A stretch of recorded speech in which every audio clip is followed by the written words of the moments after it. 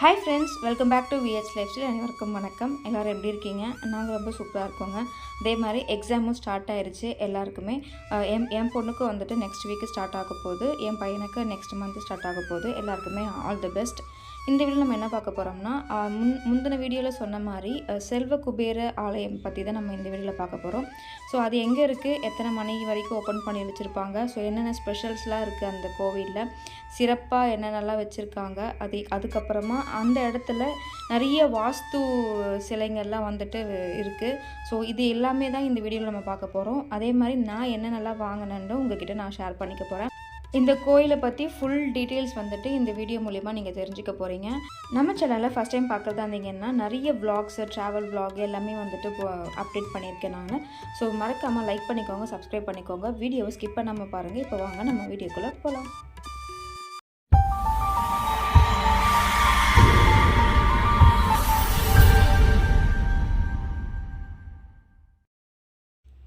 Okay friends, first இந்த கோயில் வந்துட்டு எங்கே இருக்குதுன்னு நம்ம பார்த்துடலாம்.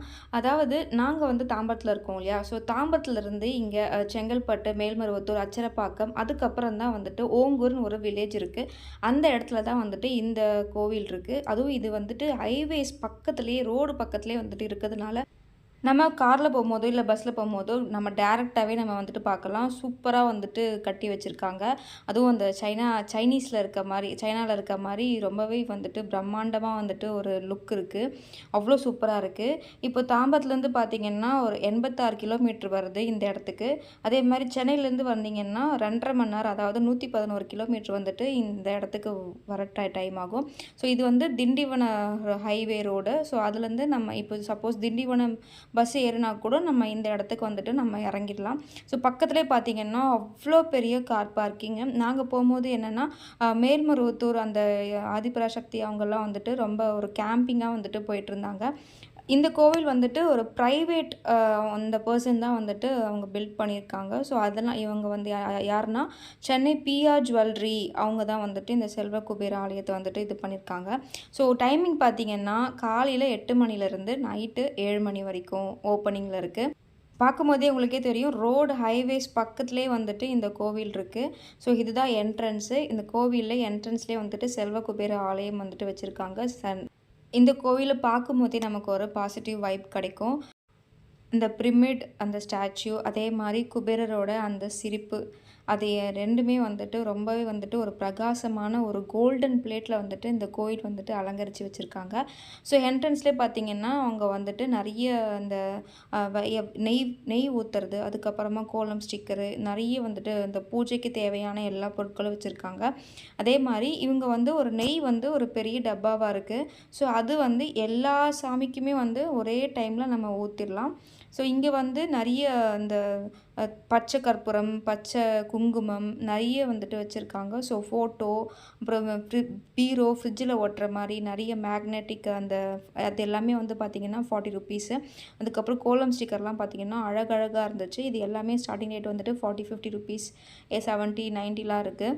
ரொம்பவே சூப்பராக இருந்துச்சு. சப்போஸ் யாருனா வந்தீங்கன்னா உங்களுக்கு நீங்கள் வந்து இன்னும் கோலம் ஸ்டிக்கர் நீங்கள் தேடிட்டுருக்கீங்க அப்படின்னீங்கன்னா நீங்கள் இங்கே வந்து கூட நீங்கள் பர்ச்சேஸ் பண்ணிக்கலாம்.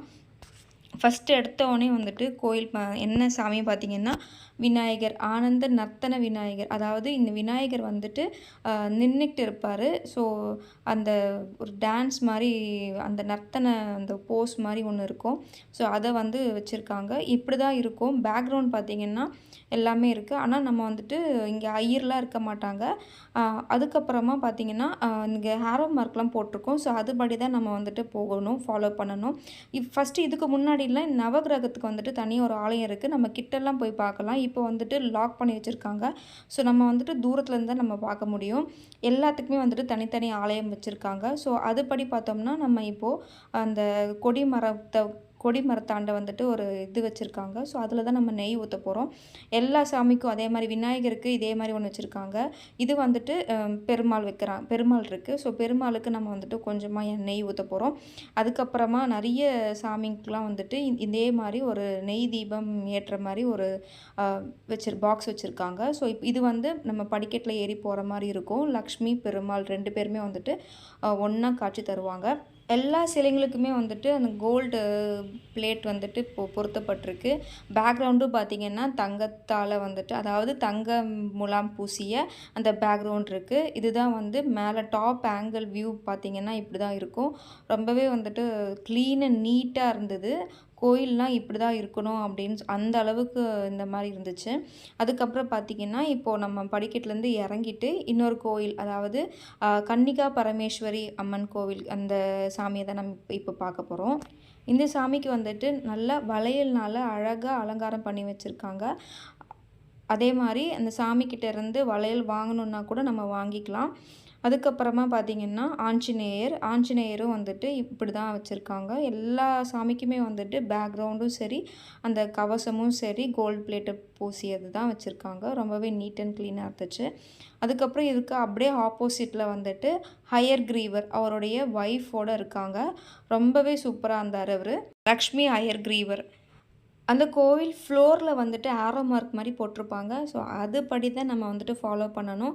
அதே மாதிரி இங்கே வந்து இந்த சாமிங்கெல்லாம் இருக்காங்க. ஸோ அவங்களுடைய சமாதி அந்த மாதிரி வச்சுருக்காங்க. அவங்களுடைய பக்கத்துலேயே வந்துட்டு நம்மளுடைய சாய்பாபா இருக்கார். கோயில் எப்போவுமே வந்துட்டு ரொம்பவே சைலண்ட்டாக இருந்தது. அன்னைக்கு வந்து செம கூட்டமாக இருந்ததுனால ரொம்பவே வந்துட்டு கச்ச கச்சன்னு இருந்துச்சு. பரவாயில்ல. ஸோ இது வந்து அதுக்கு அடுத்ததா கடைசியா தான் நம்ம வந்துட்டு இப்போ குபேரரை பார்க்க முடியும். இந்த குபேரர் வந்துட்டு ரொம்ப ஹைட்டாக இருக்காரு.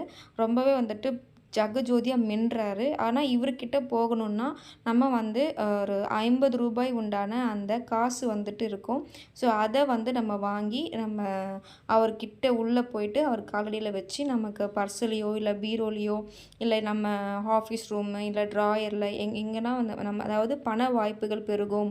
இத வாங்கி வச்சோம்னா, நமக்கு வந்துட்டு பண வாய்ப்புகள் பெருகும்னு சொல்றாங்க. இதோட அடி பார்த்தீங்கன்னா, 19 அடி உயர இந்த சிலை வந்துட்டு 19 அடி உயரமா இருக்கு. அதுக்கு பக்கத்திலேயே வந்து இந்த ஷாப் மாரி வச்சிருக்காங்க. ஸோ வாஸ்துக்கு தேவையான அத்தனை பொருள்களும் வந்துட்டு இந்த இடத்துல இருக்குது. நீங்கள் எங்கே கிடைக்கலனா கூட இங்கே வந்து நீங்கள் வாங்கினோம்னா கண்டிப்பாக வாங்கலாம். வராகியிலேருந்து, அன்னபூர்ணியிலேருந்து, விநாயகர்லேருந்து இது எல்லாமே வந்துட்டு நிறைய கோல்டு ஃபினிஷிங்கில் இருக்குது. அப்புறம் பித்தளையில் இருக்குது. அதுக்கப்புறமா வந்து கருங்காலியில் கூட வந்துட்டு அவங்க வச்சுருக்காங்க. ஸோ அதாவது குபேர விளக்கு கூட வந்துட்டு இங்கே இருக்குது. அதே மாதிரி நார்மல் அந்த வேலு எல்லாமே வந்துட்டு இங்கே இருக்குது. இதுதான் வந்துட்டு கருங்காலியில் வச்சுருக்கு அந்த வேலு, சூலம் நிறைய வந்துட்டு வச்சுருக்காங்க. ஸோ ரேட்லாம் பார்த்தீங்கன்னா ரொம்ப அஃபோர்டபுளாக தான் இருக்குது.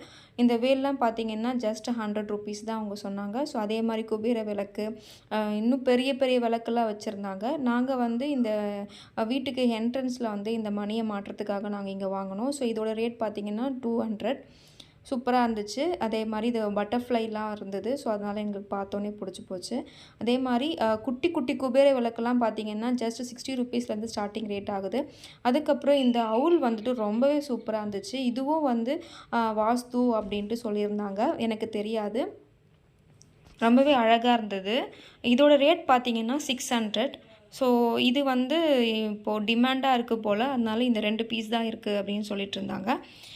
சிரிக்கும் குபேரர் வந்துட்டு விதவிதமாக இருந்தாங்க. நின்றுட்டு ஒரு மாதிரி, அதுக்கப்புறம் கையில் மீன் வச்சுருக்க மாதிரி, அதுக்கப்புறமா வந்து பச்சை மரகத கற்களில் இருக்கிற மாதிரி நிறைய பெரிய பெரிய குபேரன்லாம் இருந்தது. நான் இது வரைக்கும் அந்த மாதிரிலாம் நான் பார்த்தது கூட கிடையாது. ரொம்பவே சூப்பராக இருந்துச்சு. அது மட்டும் கிடையாது, ஃபேன்சி ஐட்டம்ஸ் கூட வந்துட்டு அவங்க வச்சுருக்காங்க. ஸோ மணிலேருந்து கம்மல்லேருந்து, கீ செயின்லேருந்து, ஹேர் பேண்ட்லேருந்து குழந்தைங்களுக்கு தேவையான அத்தனை பொருளும் இருக்குது. செயின் எல்லாமே இருக்குது. அதே மாதிரி இங்கே லைப்ரரியும் இருக்குது. ரொம்ப நிறைய சாமியோட புத்தகங்கள்லாம் வந்துட்டு வச்சுருக்காங்க. அவ்வளோதான் ஃப்ரெண்ட்ஸ். வெளியில் வந்து நிறைய கடைங்கள்லாம் இருக்குது. ஸோ நாங்கள் வந்துட்டு கிளம்பிட்டோம். நாங்கள் என்னென்னலாம் வாங்கினோன்னு பார்த்தீங்கன்னா, அதாவது என் பசங்களுக்கு வந்துட்டு இந்த கிறிஸ்டல் கல்னால் ரொம்ப உயிர். ஸோ அவங்க வந்து இந்த பார்த்த உடனே மரகத நாணயம் மாதிரி ஞாபகம் வந்தது. ஸோ அதனால் இதை கொஞ்சம் வாங்கினாங்க. நான் இது கொஞ்சம் ரேட்டு நினைக்கிறேன் 200 அந்த மாதிரி சொல்லிட்டு இருந்தாங்க. அதனால் சரி பார்க்குறதுக்கு கொஞ்சம் நல்லா இருக்கே அப்படின்னு சொல்லிட்டு வாங்கினோம். அதுக்கப்புறமா நான் கொஞ்சம் கோலம் ஸ்டிக்கர்லாம் வாங்கினேன். அந்த அச்சு விழுற மாரி. அதுக்கப்புறம் வீட்டுக்கு வந்துட்டு மா இலை வந்துட்டு புதுசா வாங்கலான்னு சொல்லிட்டு, இதில வந்து எல்லா சாமியும் இருக்காங்க. ரொம்பவே சூப்பரா இருந்துச்சு. கோல்டு ஷைனிங்கில இருந்தது. அதே மாரி இந்த இதுவும் கோல்டு ஸ்டிக்கரும் வந்துட்டு நான் வாங்கியிருந்தேன். எனக்கு ரொம்ப நாள் ஆசை இது வைக்கணும் அப்படின்னு சொல்லிட்டு. ஸோ ஓகே ஃப்ரெண்ட்ஸ், கண்டிப்பா இந்த வீடியோ உங்களுக்கு பிடிச்சிருக்கும்னு நினைக்கிறேன். இந்த கோவில பத்தி நீங்க என்ன நினைக்கிறீங்கன்னு சொல்லிட்டு கமெண்ட்ல சொல்லுங்க. அதே மாரி நீங்க இந்த இந்த கோவிலுக்கு ஆல்ரெடி நீங்க போயிருக்கீங்களா அப்படின்னு சொல்லிட்டு எனக்கு வந்துட்டு சொல்லுங்க. அடுத்த ஒரு இன்ட்ரெஸ்டிங்கான வீடியோல சந்திக்கிறேன். அதுக்கு முன்னாடி நம்ம சேனல்ல மறக்காம லைக் பண்ணுங்க, சப்ஸ்கிரைப் பண்ணுங்க. உங்க ஃப்ரெண்ட்ஸுக்கு எல்லாருக்குமே ஷேர் பண்ணுங்க. அடுத்த ஒரு இன்ட்ரெஸ்டிங்கான வீடியோல சந்திக்கிறேன். அதுவரைக்கும் நன்றி, வணக்கம்.